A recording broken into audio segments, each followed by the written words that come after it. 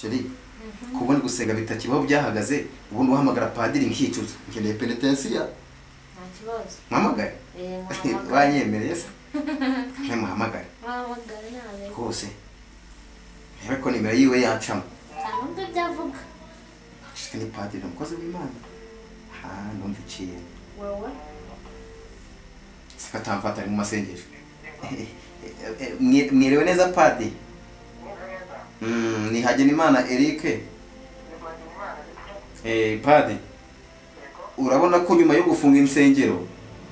rwose kubera ibyaha njye mfite padiri nshaka kwicuza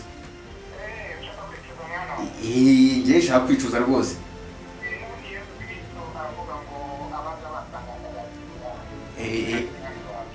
murakoze cyane padiri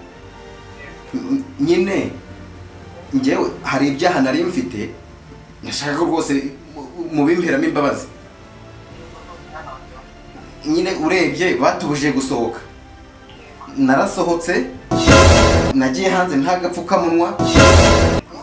naritsamuye ndanakorora none padiri rwose nje gusaba penitensiya mu mbabarire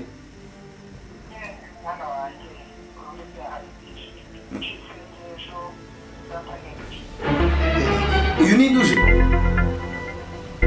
padiri ko ntawe mbonye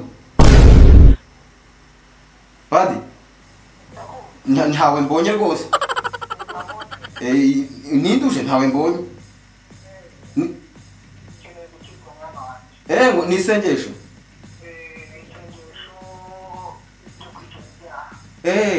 padiri ni ukuri rwose isenge ryo kwicuza ibyaha njyewe ibyaha nagukoreye ndabyanze urumva kuko binteranya nawe rwose urumva bikadutandukanya nawe kandi ari wowe ntunze ukandengera muri iyi minsi